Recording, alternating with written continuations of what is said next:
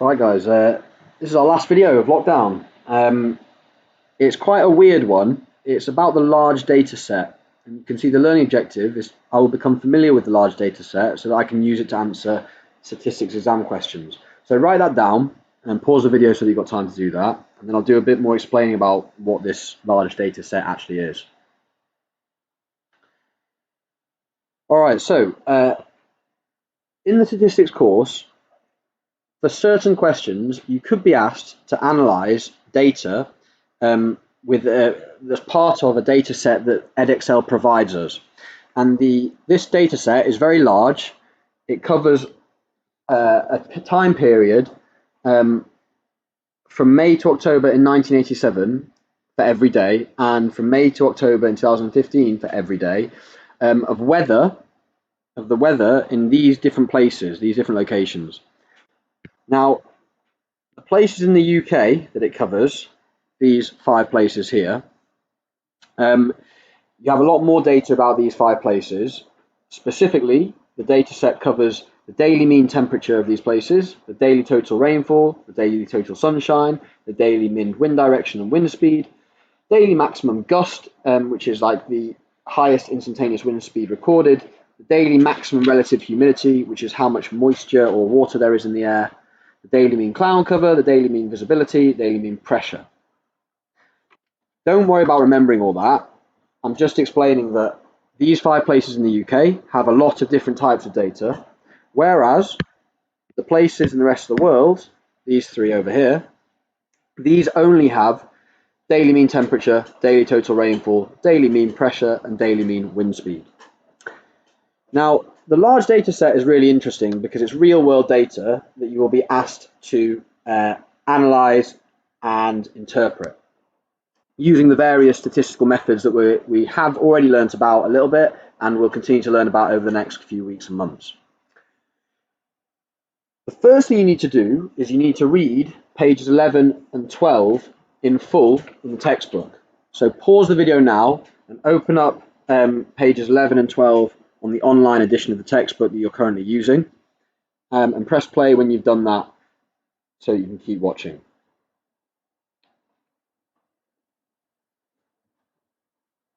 Okay, so now that hopefully you're clear about what the large data set covers specifically and what all these different data readings are about, I'm going to move to a couple of examples to do with exercise 1E. So what they do when they're asking you to do questions involving the large data set, and I'm just going to actually move this example over here so I've got a bit more space.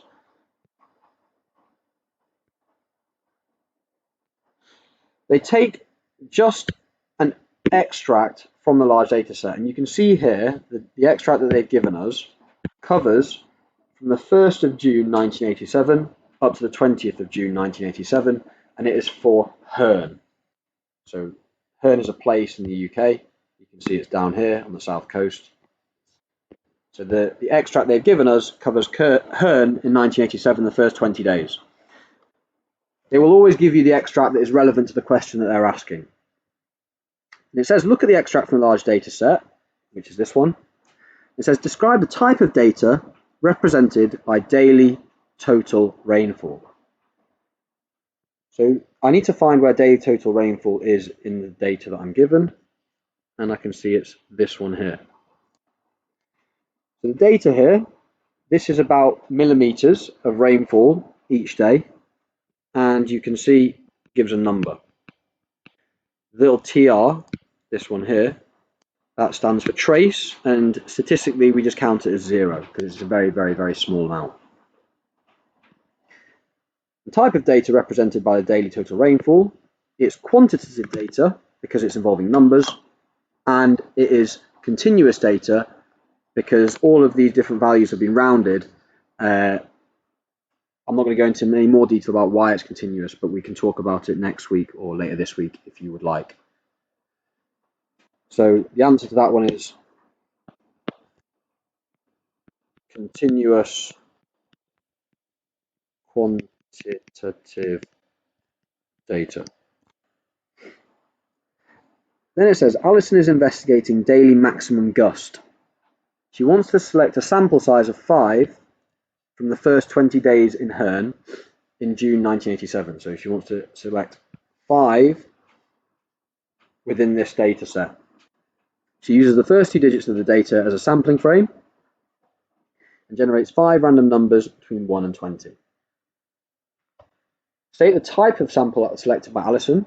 Well, because it's 5 random numbers, can you think about what type of sampling she's using?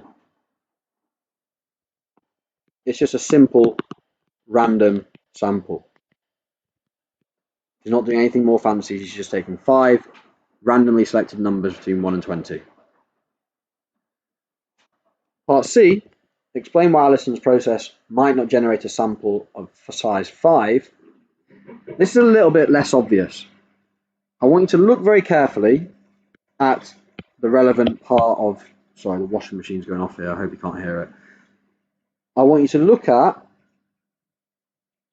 the daily maximum gust, which is here, and I want you to look at all the data here. Can you think about why it might not generate a sample size 5, even though she's selecting 5 different pieces of data? Can you spot it? It is because this one and this one, on the 10th and the 12th of June, both of these do not have data on daily maximum gust, which means that if either of these or both of them were selected, her sample, even though it had 5 different numbers chosen, would only contain less than 5 individual values for the daily maximum gust. So 2 of the 20 2 of the 20 pieces of data are not available for daily maximum gust. So obviously, if she did her random sample and she selected 10 or 12, numbers 10 or 12, then she would not have 5 pieces of data for daily maximum gust. So pause the video and make any notes that you need to, and when you're ready to watch the next example, press play.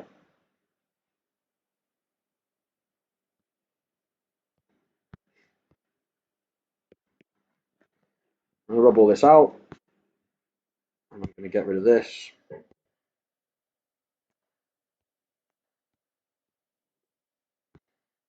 And we're going to look at example 6.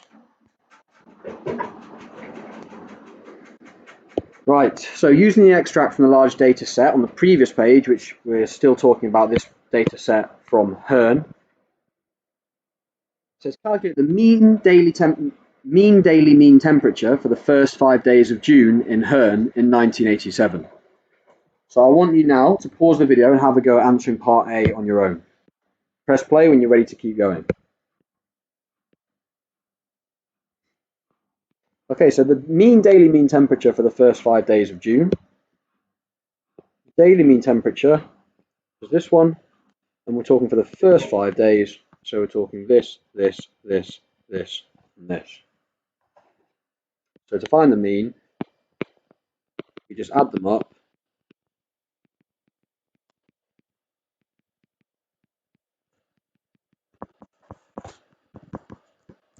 And we divide by how many there are. And when you do all that, you end up with 70 divided by 5, which is just 14 degrees.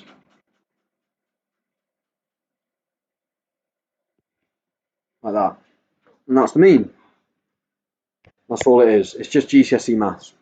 In fact, maybe even earlier than that.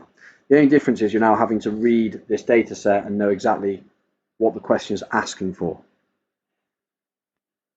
Part B says calculate the median daily total rainfall for the week of the 14th of June to the 20th of June inclusive.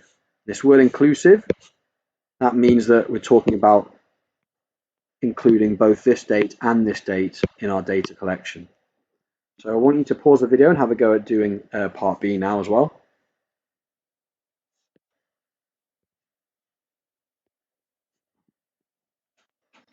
So part B, from the 14th of June, which is this one here, to the 20th of June, and we're talking about daily total rainfall. So we're talking about this column here. So we're dealing with these bits of data here. I'm going to write them out first of all, just as they appear. 0, 3.7, 5.6, 0.1, 7.4, trace, and 0. And now median is the middle value, but we have to write them smallest to biggest.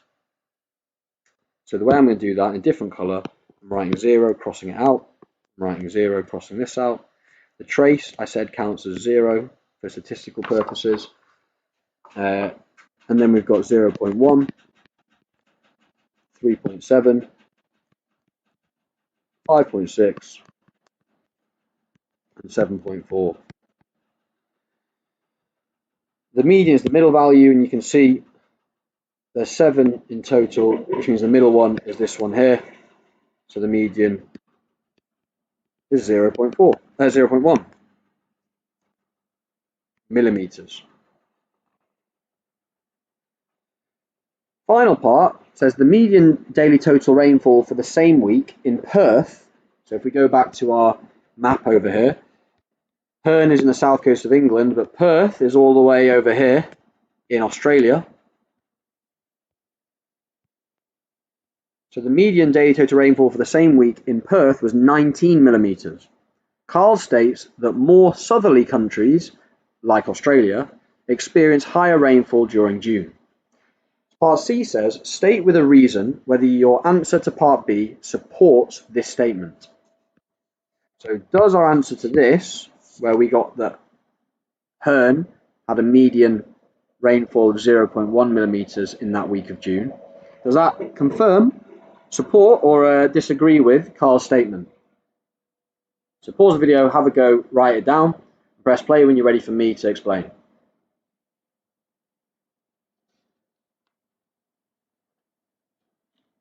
So on the one hand, Perth is in Australia, which is a southerly country like this is asking for. So we say Perth is in Australia, which is more southerly than the UK, and the median was higher in Perth. The median was higher in Perth than in Herne for that week. However, the sample size is too small and only comparing two single locations. So is not good, it does not provide enough evidence, so does not provide enough evidence to support his claim.